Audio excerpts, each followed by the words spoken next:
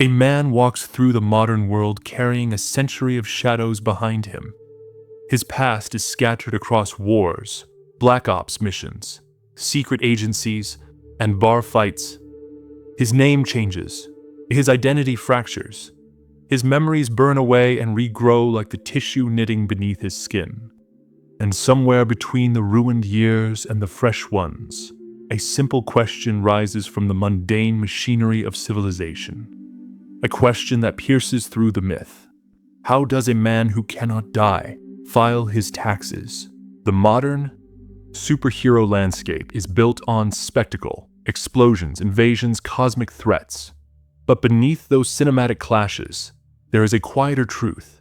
Even extraordinary lives collide with ordinary systems. That includes tax codes, birth certificates, employment records, and the bureaucratic web of a society built for people who age, work, and leave paper trails behind. Few characters test that system more brutally than the world's most unwilling immortal. A Canadian citizen who spends most of his time in the United States. A man who has fought in nearly every major conflict since the 19th century. Someone who has worked for governments, espionage networks, criminal syndicates, and superhero teams. Someone who somehow always has enough cash for beer, despite having almost no visible income. This is the strange documentary question hidden inside a century of Marvel storytelling. Not just what Wolverine does, but how the modern world accounts for a man like him, and what this reveals about the lives of mutants everywhere. The first challenge is identity. A legal system asks for anchors, birth dates, social security numbers, permanent addresses. Wolverine has none. Or rather, he has dozens. Different governments have documented him under different names, from weapon designations to aliases acquired while embedded in intelligence operations. Some agencies likely issued identification numbers for internal use, only to bury them behind layers of secrecy once missions were sealed. For decades, he moved through a world where income laws did not exist. He lived through the antebellum era, the American Civil War, Reconstruction, and the dawn of industrialization. Federal income tax in the United States became permanent only in 1913. Before that, his interactions with taxation would have been sporadic. Sales taxes at general stores, perhaps local levies, perhaps nothing at all. The institutional expectation to file simply wasn't there for most of his early life. So when the modern era arrived, with strict income reporting requirements and digital oversight, the system assumed that every citizen had a traceable paper history.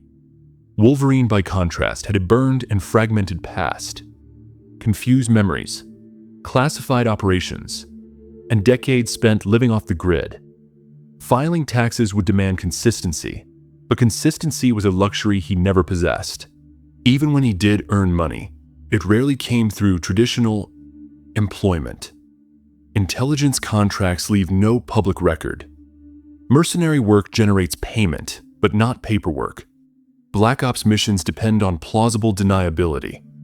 And criminal enterprises, from his brief casino running period to underworld alliances, produce income that is never meant to be declared. It's possible to imagine accountants staring in horror at the theoretical debt of a man who has avoided taxation for more than a century. But the truth is more mundane. Many years of his life would not qualify for taxable income at all.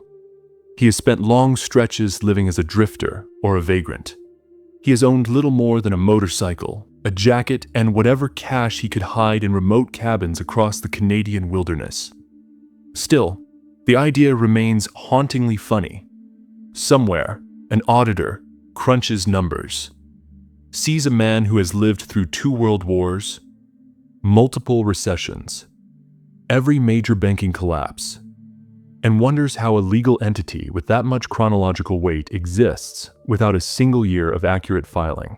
If Wolverine's situation is a chaotic maze, the X-Men around him exist in a more grounded structure, especially the man who funded them. Charles Xavier understands power, but he also understands scrutiny. A school built to shelter young mutants must survive not just battles with sentinels, but also the quiet but dangerous attention of auditors and inspectors. A wealthy figure like Xavier knows that failure to pay taxes isn't just illegal, it invites questions. The Westchester estate is large, public-facing, and extremely expensive to maintain. Funding it requires legitimacy. That means transparent bank accounts, trust funds, salaries, grants, and endowments structured in ways that look ordinary, even when the purpose behind them is not. A sudden hole in the books would raise red flags. A government audit could bring the wrong eyes to the doorstep of a school filled with individuals who depend on anonymity. Xavier, therefore, would have every reason to pay taxes meticulously. Even the technology used within the mansion, the underground jet hangars, the advanced cerebro interface, the reinforced architecture, can only exist safely behind a financial facade of absolute normalcy. It is far easier to hide a mutant sanctuary behind a flawless tax return than behind telepathic manipulation of federal accountants. Around Xavier, the finances of the team fluctuate dramatically across storylines. At times, the school struggles. At other points, diamonds grown by living islands cover the bills. There are moments when Beast or other members handle the accounting, ensuring the mutant institution remains above scrutiny. Even humorous references, like the existence of a certified accountant among the team, reinforce a broader truth. The X-Men cannot afford the kind of bureaucratic chaos that Wolverine carries like a shadow behind him. For the mansion, order is safety. For Wolverine, disorder is survival. But what of Wolverine during all his decades as an Avenger, an agent, or a government operative? Official wages would be taxable. Government back pay, as seen with other heroes, proves that institutions sometimes attempt to compensate those who've served them. And yet, even here, Wolverine's involvement is often classified. If missions never officially happened, neither did the payroll. In some eras, he worked for agencies such as Department H in Canada or SHIELD in the United States. These organizations operate behind layers of secrecy designed to obscure details from the public. If payments were made, they might have flowed through accounts that were later erased, revised, or absorbed into intelligence budgets. Paper trails are liabilities in espionage, and Wolverine's longevity makes them exponentially more dangerous. The fewer records that tie him to specific dates, the safer it is for everyone. There are even hints across Marvel storytelling that his relationship with money is feral. Not irresponsible, but instinctual. He hides cash the way animals hide food, stashes scattered across forests, cabins, and buried caches he may no longer remember. His healing factor rewrites his memories without mercy, erasing not only trauma but banking details, financial arrangements, and investments. Some stories imply that extra-dimensional firms have protected certain accounts for him, while others suggest he has lost fortunes and rebuilt them, only to lose them again. Even when he does engage with the world's institutions, complications arise.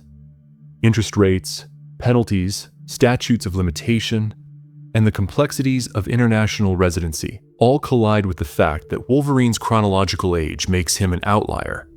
Tax law assumes mortality. It assumes a start date and an eventual end date. None of these assumptions apply to a man who outlives every officer who might investigate him. Some have joked that if he truly owed taxes stretching back to the early 20th century, the compounded penalties would reach absurd levels. But those numbers break under scrutiny because the legal system simply does not have mechanisms to calculate liabilities for someone whose identity has been erased and rebuilt multiple times across government agencies. More importantly, the banks themselves have collapsed and reformed repeatedly over the last 150 years. The idea of a single debt surviving through the Civil War, the crashes of the 1880s, the Great Depression, and the financial upheavals of the late 20th century borders on impossible. Behind the humor, however, lies a deeper narrative. Wolverine moves through civilizations, but civilizations cannot fully account for him. In the end, the question of Wolverine's taxes becomes window into something far deeper than bureaucracy. It is a portrait of two worlds colliding: the world of a man who has lived through empires, wars, and secret histories, and the world of a government form asking for last year's income. Wolverine is built for survival, not permanence. His life is a constellation of erased memories, covert missions, rebuilt identities, and long stretches lived outside the boundaries of any system that expects documentation. Xavier, however, stands on the opposite side of that spectrum. His mission depends on structure, legality, transparency. For a school that must remain invisible, the safest strategy is to be completely visible on paper. Taxes become a shield, not a burden, a way to appear ordinary in a world terrified of the extraordinary. Together, their contrast tells a larger story about mutant existence. Some mutants survive by staying hidden. Others survive by being impeccably accounted for. And between those extremes lies a society struggling to understand individuals who simply do not fit into the timelines, structures, and assumptions that shape human law. Now I want to hear from you. If you lived in the Marvel universe, which mutant do you think would have the hardest time dealing with something as mundane as taxes? And why?